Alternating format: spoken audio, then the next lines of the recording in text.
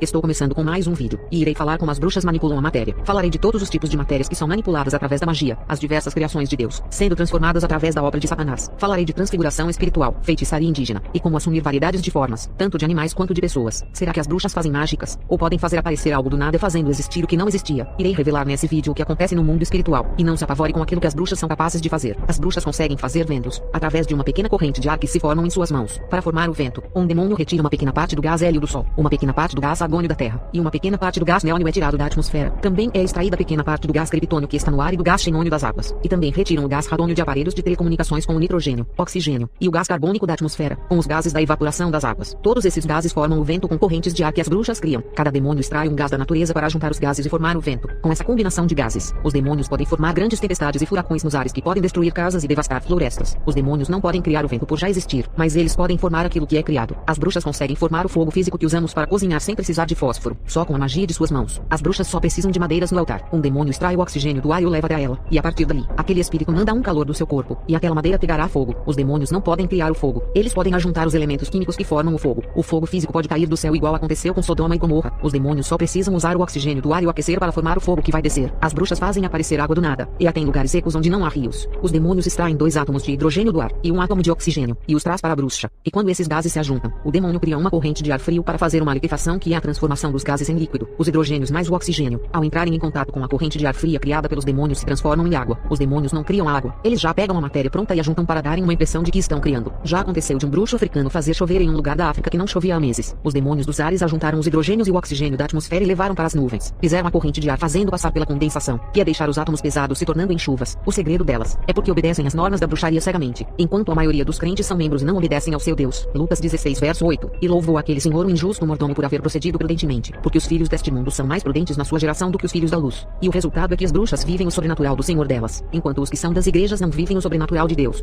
O mundo espiritual não está limitado aos crentes, porque só as bruxas e feiticeiros operam e os que são da igreja não. As piores pessoas do mundo operam, e os filhos de Deus não. Nos cultos não acontece nada de sobrenatural. O segredo está na falta de obediência à palavra. O sucesso das bruxas é a obediência ao seu mestre. Satanás não cria nada, mas ele manipula a matéria e pode fazer qualquer objeto se transformar em outros objetos. As bruxas, como são alunas de Satanás, fazem as mesmas coisas. As bruxas são iguais aos magos de Faraó no Egito Antigo. Elas podem transformar a água em sangue, manipulando o H2O e mudando a composição química da água. As estruturas químicas das águas começam a mudar os seus átomos, aumentando a quantidade de ferro e dos compostos para formar o sangue. E assim aquela química concentrada fica vermelha conforme a estrutura química se transforma. Quando uma comida azeda, a sua estrutura química muda e ela fica mais ácida. O cheiro podre de um alimento é o sinal de um novo composto que está nascendo, mudando o cheiro e a cor do alimento. Isso se chama manipulação da matéria, que muda o sabor, cheiro e a cor das coisas. As bruxas conseguem fazer essa manipulação através da magia. Objetos de madeira, ferro, gesso e plástico também podem ser transformados em outros objetos. O material que sofre a transformação muda de forma e continua sendo o mesmo. Na magia, um objeto que tem a sua forma em quadrado pode ser transformado em um objeto redondo. A forma foi alterada, mas a essência do objeto é a mesma, provando que Satanás não cria, apenas transforma aquilo que já é criado. O filósofo Antoine Lavoisier disse: na natureza nada se cria, nada se perde, tudo se transforma. Isso é verdadeiro, porque Deus já criou tudo, e nada se perde. Até uma pessoa que morre não acaba por inteiro, mas se transforma quando a sua carne volta ao pó. Tudo na natureza se transforma. Olha o caso de minérios de ferros e alumínios que se transformam em carros, e as árvores que têm as suas madeiras que se transformam em mesas, cadeiras, guarda-roupa e armários. Tudo é transformado com aquilo que já foi criado por Deus. Satanás não pode criar uma pessoa de carne, mas pode transformar essa pessoa em sua semelhança, fazendo-a matar, roubar, destruir, se prostituir e praticar todas as práticas do pecado. Porque quem cria também tem que dar a vida, e o único que pode dar a vida é Deus. As bruxas têm muitas habilidades espirituais iguais os crentes quando recebem os dons do Espírito Santo. Os demônios pegam todos os dados pessoais e as informações dos mortos e passam para as bruxas, e elas conseguem enganar as pessoas com essas habilidades e ganham o seu dinheiro. As bruxas conseguem manipular a matéria e as pessoas também. No mundo da bruxaria, a carne é matéria. É por isso que as bruxas conseguem manipular os animais, como controlar eles para trabalharem para elas. Já as serpentes, as bruxas conseguem deixá-las mansas com os efeitos da hipnose. Tem lugares que os feiticeiros hipnotizam os crocodilos, tigres e leões, e as pessoas também são hipnotizadas e fazem aquilo que as bruxas querem. As pessoas ficam iguais a robôs programados para fazerem tudo o que as bruxas desejam. A manipulação da matéria é tão terrível que uma bruxa de nível alto pode transformar uma pessoa em um porco, cavalo, cachorro e outros. Um lobisomem é uma pessoa transformada em fera. Deus criou o homem, mas o diabo pega a criação e manipula em outra coisa. O lobisomem é uma matéria manipulada de uma criação já feita. As bruxas conseguem fazer essa manipulação em uma pessoa, e também se transformam. Os indígenas antigos que herdaram as magias dos seus ancestrais. A maioria pratica feitiçarias. Nos tempos passados, os índios praticavam os rituais com as práticas do canibalismo. Alguns lugares de florestas selvagens, ainda existem pequenos grupos indígenas que praticam. Uma pessoa morta em um ritual, e ainda sendo devorada por um grupo de índios é tão maligno, e essa oferenda de sacrifício que os índios fazem, começam a ganhar poderes das trevas. Eles acreditavam que se comessem a carne de outras pessoas, iriam adquirir as suas habilidades, e quando uma tribo se alimentava de um pajé de outra tribo, acreditavam que os poderes desse feiticeiro iriam para a tribo. Os indígenas admiravam as habilidades dos animais da floresta como lobos, pumas, jaguar e cobras, e eles queriam ter as habilidades desses animais, e caçavam para se alimentarem e fazer rituais com as suas carnes, e adquirir adquiririam poderes das trevas de se transformarem em qualquer animal da floresta. Foi a partir disso que os lobisomens começaram a surgir nas florestas, que é uma mistura de animal com humano através da magia pesada, e os povos começaram a ver e a espalhar muitos boatos que acabaram virando lendas. A feitiçaria indígena é uma das mais fortes do mundo. As tribos indígenas antes dos europeus descobrirem a América, esses povos se entregaram à magia, e toda a sua linha sanguínea aos demônios da floresta, e a maldição hereditária é forte na linha indígena, porque eles ofereceram o sangue de sua geração há mais de 500 anos, e essas feitiçarias são tão fortes, que mesmo os séculos passando, os demônios trabalham na vida de toda a geração da tribo. Os pajés foram para o inferno, mas a maldição do ritual permanece em sua geração. Por isso que muitas pessoas que não são índios, mas têm descendência de alguma tribo, as coisas nunca dão certo em suas vidas, tanto na área financeira quanto na área sentimental. A culpa é dos seus antepassados que ofereceram a sua geração para os espíritos da floresta. Os demônios pensam que são donos dessas pessoas por terem uma gota de sangue indígena. Talvez você nunca praticou um ritual de bruxaria, nem sabe como faz, mas os demônios lhe marcaram por causa dos seus antepassados indígenas. Tem pessoas que não mexem com ritual, e tem alguns dons de médium que é ver espíritos, ouvem vozes, sentem presenças de espíritos e até recebem uma entidade em seu corpo. E quando encontram um pai de santo, ele diz que tem dons e tem que desenvolver. Não caia na armadilha de querer desenvolver essas coisas. Isso é maldição hereditária que tem que ser quebrada e não desenvolvida. Alguém dos seus antepassados ofereceu o sangue dele e de toda a sua descendência, e a maldição foi para o sangue de toda a geração. E você tem esse sangue em sua veia, sangue que foi oferecido, e os demônios conseguiram a legalidade no mundo espiritual para controlá-lo. E todos que têm uma gota de sangue desse feiticeiro indígena passaram a ser controlados pelos demônios dos rituais antigos que foram oferecidos há séculos. E os demônios se sentem como os donos dessa geração, pensando em ter direito sobre o sangue oferecido. Eu já vi uma família inteira do Mato Grosso carregar uma maldição terrível. Uma família de descendentes indígenas e muito grande. Todos os filhos primogênitos de cada casal morriam de doenças, afogados ou assassinados. As coisas não davam certo em nada para a família. Essa família me procurou para saber o porquê de toda aquela maldição. E quando eu fiz o ritual, um dos espíritos dos seus antepassados, um demônio antigo, me possuiu e mandou uma mensagem. E qual foi a revelação que foi passada? Essa família era descendente de uma tribo de índios do Mato Grosso. Essa tribo praticava feitiçaria e o líder era um grande feiticeiro. Esse pajé ofereceu toda a sua tribo há 400 anos. E fez uma promessa de que a sua família nunca iria deixar de praticarem os rituais. E ele disse que se por acaso a sua tribo deixasse de fazer ritual, o demônio podia levar todo o primogênito de sua tribo, e que a maldição não iria sair de sua geração se não cumprissem os rituais. E essa aliança de fazer rituais permaneceu até 100 anos atrás. Depois foi quebrado o compromisso da tribo. A tribo começou a se misturar com os brancos. Muitos casamentos entre as mulheres indígenas com os homens brancos. E a tribo começou a aprender a cultura do homem branco. E quem nascia dessa mistura perdeu a raiz indígena. E essa família era uma mistura do sangue indígena com o sangue dos brancos. Eles não tinham mais noção dos rituais indígenas. E o demônio que me possuiu cobrou os rituais do passado. Ele disse: voltem às veredas antigas dos seus antepassados e removerei a maldição. Vocês são meus. Seus sangues foram oferecidos e controlarei cada gota dele. E se não voltarem às antigas, todos os seus primogênitos irei buscar.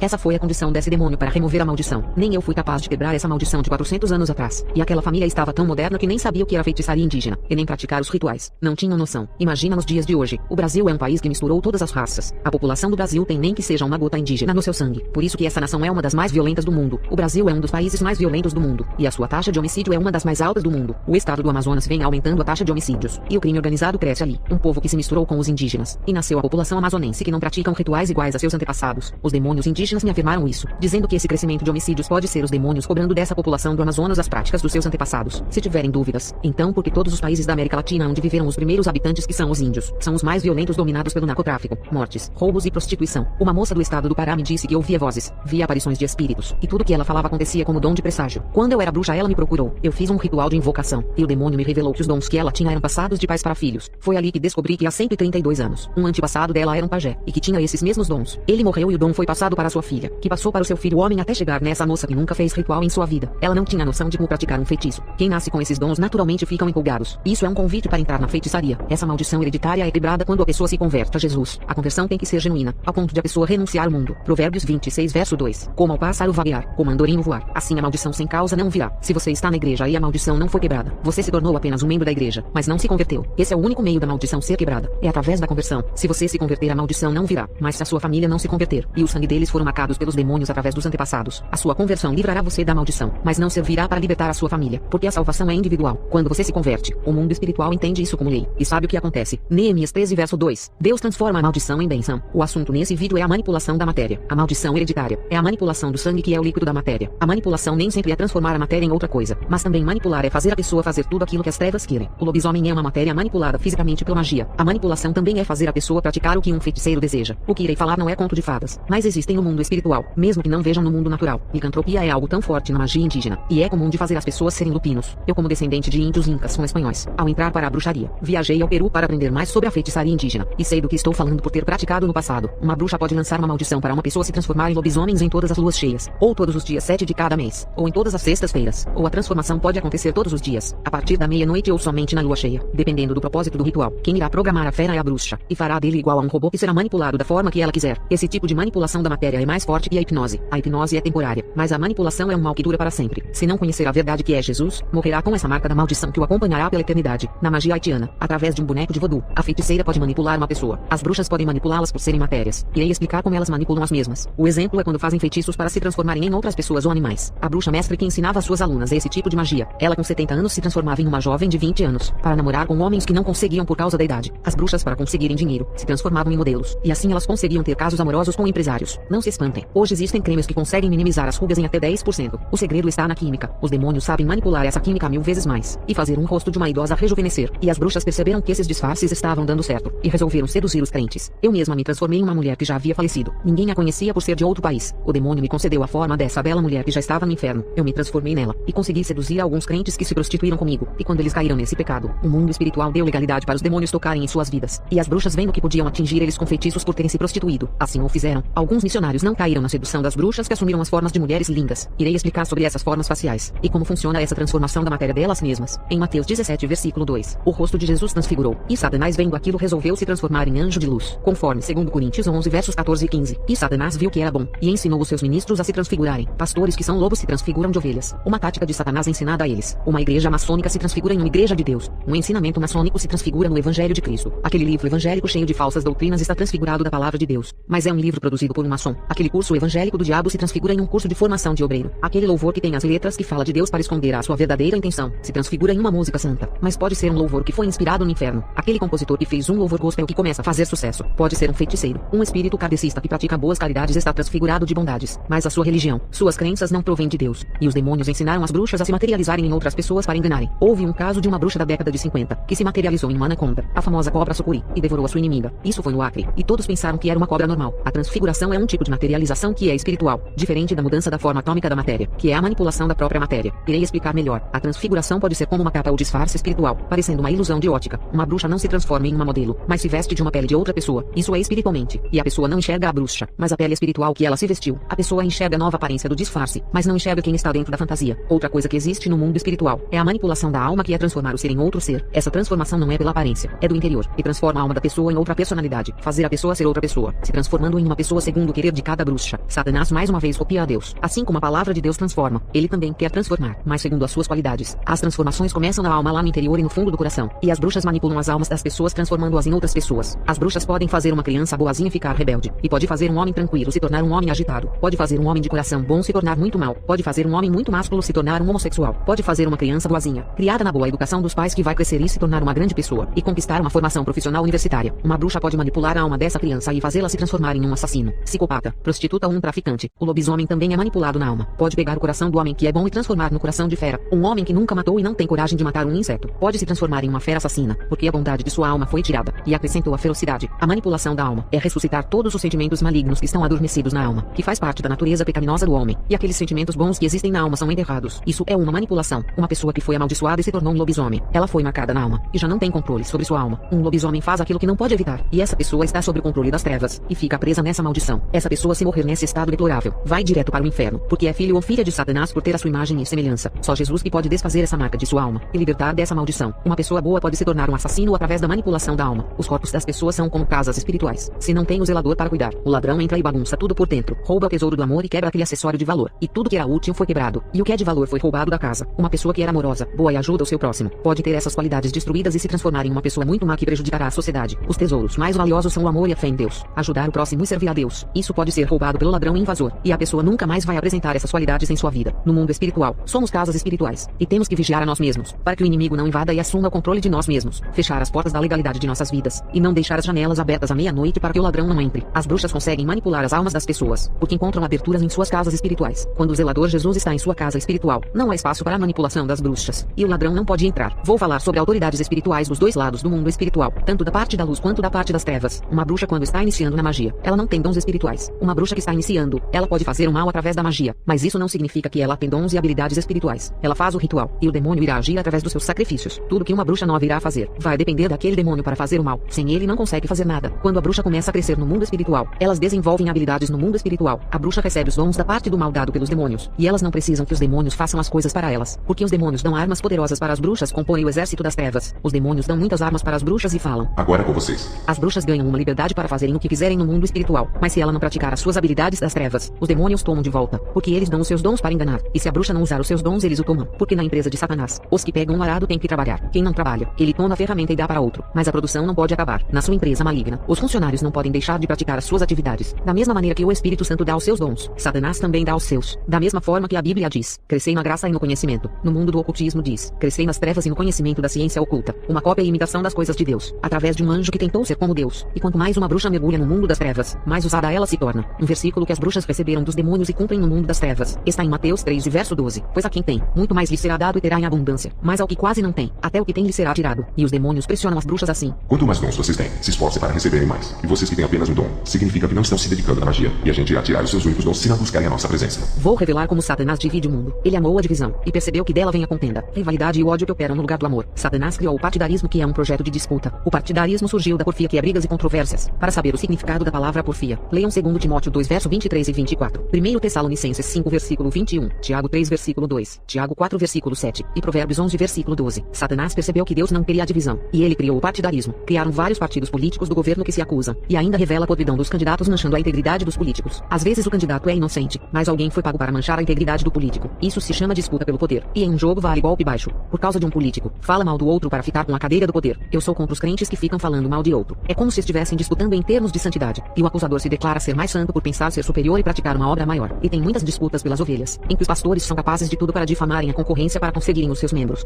É a mesma coisa o que acontece na política. Não podemos nos afiliar a esses partidos que visam os interesses deles, e ainda mentem dizendo que tudo é para ajudar o povo. Temos que nos afastar dessas coisas e orar pelas autoridades políticas, para que Satanás não use os governantes para fazerem tudo aquilo que quiserem. 1 Timóteo 2 versículo 1 e 2. Orem pelas autoridades, em vez de reclamarem pelas maldades do governo. Orem por eles. A solução é joelho no chão. A solução não está em ficar discutindo entre esquerda e direita. A solução é joelho no chão. E Satanás criou o partidarismo no futebol. Olha quantos clubes existem no mundo. A rivalidade impede que os torcedores se amem. E quando se encontram, uns matam os outros. O partidarismo está no poder do narcotráfico. E os espíritos da morte trabalham muito nesse campo de atuação. O partidarismo entrou na ciência. O famoso tema que o universo se construiu através da explosão, e que o homem veio do macaco. Os cientistas têm aqueles que acreditavam que o Sol girava em torno da Terra, e os que acreditavam que a Terra girava em torno do Sol no começo da Renascença e do Iluminismo. Teve até morte por causa de teorias diferentes sobre a ciência, de um assunto tão sem importância. E tem crentes que discutem na internet ao vivo, sobre certos assuntos que não irão acrescentar nada de bom em suas vidas. O partidarismo hoje é nos meios de comunicação como internet, YouTube, Facebook, etc. Uma multidão de crentes deixando de assistir o canal do outro, porque o irmão do canal pediu para não assistirem. Eles deixam de assistir o canal não por ter conteúdo ruim, porque alguém pediu para não assistir. O pastor fala, não assiste aos vídeos daquele irmão porque ele prega a palavra diferente.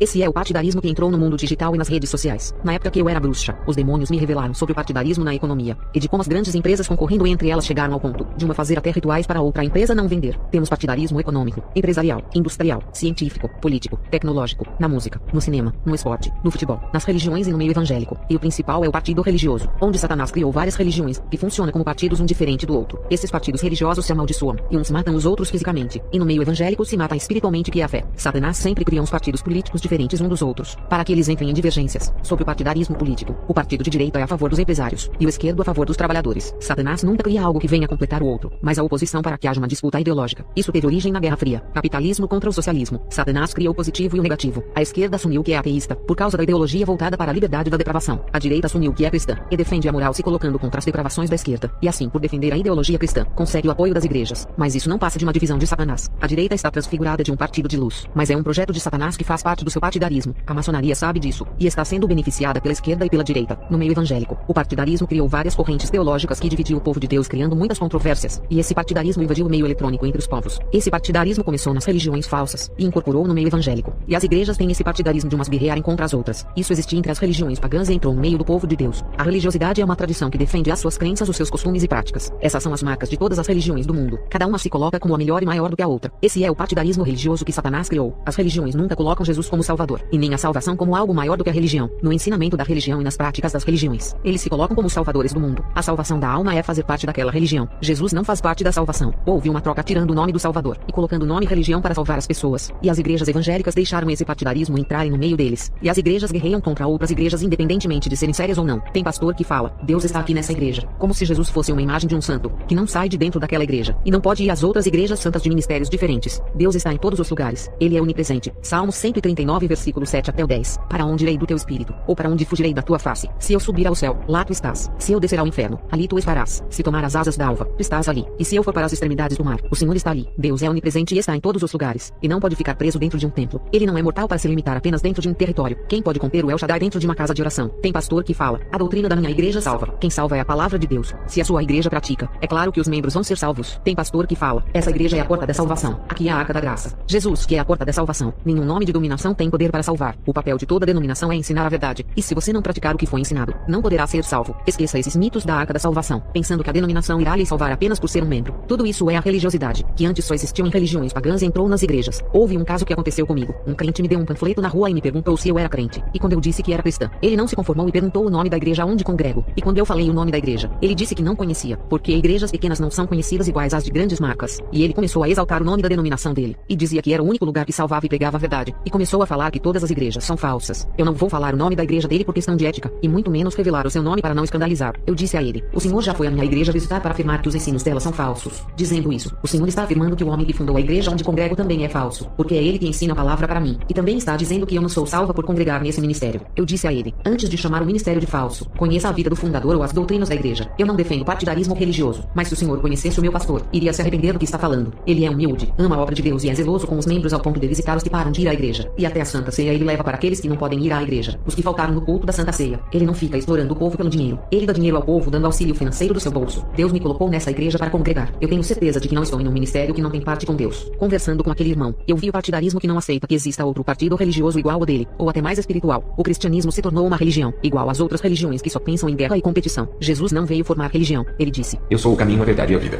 Quem criou as religiões foram os homens. Quem chamou os apóstolos de cristãos classificando como uma religião ou seita do Nazareno foram os fariseus. Depois de Lutero, classificaram os que servem a Jesus como a religião do cristianismo. Satanás sempre colocando partidarismo, formando religiões e grupos para o povo pensar que os que confessam a Jesus é só mais uma religião chamada de cristianismo igual qualquer outra religião, e pelo povo pensar que o cristianismo se trata de apenas mais uma religião criada pelos homens. Não vão se converter. As religiões todas terminam com o sufixo ismo. Exemplo, judaísmo, islamismo, budismo, hinduísmo, espiritismo e cristianismo. Qualquer pessoa que olhar para esses nomes irão dizer, são apenas religiões criadas. E Satanás criou esse partidarismo, e até classificou a Igreja de Jesus como apenas uma religião chamada de cristianismo. O significado da palavra ismo é ciência, doutrina e conjunto de ideias. Todas as religiões carregam as suas ciências e os seus ensinamentos, provando que defendem o seu partidarismo. Servir a Deus é estar fora de qualquer partidarismo, sem defender suas ideologias, que é a divisão e competição por adeptos. Sobre as igrejas maçônicas, não irei falar quem são essas igrejas. Não vou pregar o partidarismo aqui, e nem fazer propaganda de igrejas, e nem falar o nome da minha como se fosse a melhor. Isso é partidarismo religioso. Quero dizer aos irmãos, não insistam em me pedir nome de igrejas maçônicas. Não gosto de escandalizar ministérios, independentemente se são verdadeiros ou falsos. A Bíblia condena todas as formas de escândalos. O objetivo desse vídeo é denunciar as falsas doutrinas que levam ao inferno. Não é o nome do ministério que leva à perdição, e sim os ensinos que elas oferecem. Minha batalha não é contra as placas de igrejas, e sim contra os demônios que trabalham ocultamente por detrás da corrupção dessas igrejas. A placa não leva ao inferno e nem ao céu. O que determinará a salvação são os ensinos fornecidos por cada ministério. Para identificar se a sua igreja é maçônica, tem que observar os seus ensinos. Ou se tem o dom de discernimento espiritual, saberá que tipo de espírito está operando ali. Se não tem essa capacidade, busque a Deus, e ele irá revelar se a igreja é maçônica ou não. Eu disse no vídeo anterior que quanto mais famosa é a igreja, quanto mais rica for, a chance de ser da maçonaria é muito grande. O presidente ou o fundador ninguém sabe quem é, nunca conheceu a sua vida, só sabe o nome do indivíduo, e muito menos chegar perto dessa celebridade irá chegar. E nas igrejas maçônicas o evangelho da santidade não existe. E se um dia existiu, hoje não existe mais. Nas igrejas fundadas por pastores pobres que moram nas vilas, é mais fácil conhecer a vida dele por não ser celebridade e poder conversar com ele. Essas pequenas igrejas que são fundadas por pessoas simples não estão ligadas à maçonaria. Quando se ligam à maçonaria, o pastor sobe para a elite e começa a andar de carro novo, e abre igrejas grandes no centro da cidade. Quero lembrar que mesmo a igreja sendo de um pastor pobre, não significa que o ministério prega a verdade. Depende muito de que igreja ele foi formado, qual fonte do evangelho ele bebeu, porque a influência dos ensinos maçônicos está dominando as escolas de formação de obreiros, e os seus ensinos estão em todas as livrarias evangélicas. Todas as igrejas famosas e gigantes são da maçonaria. Posso dizer que 99,8% sim. Existem umas duas igrejas famosas e antigas que Deus fundou elas através dos seus servos, que mesmo o pecado entrando nas duas, uma delas não entrou à maçonaria, e a outra a maçonaria já se infiltrou em algumas filiais. Para a segurança de quem deseja congregar, escolha uma igreja pequena do bairro que seja séria, e espero que tenha tirado a dúvida de como achar uma igreja para congregar. Vou terminar esse vídeo e continuar em outro vídeo as revelações.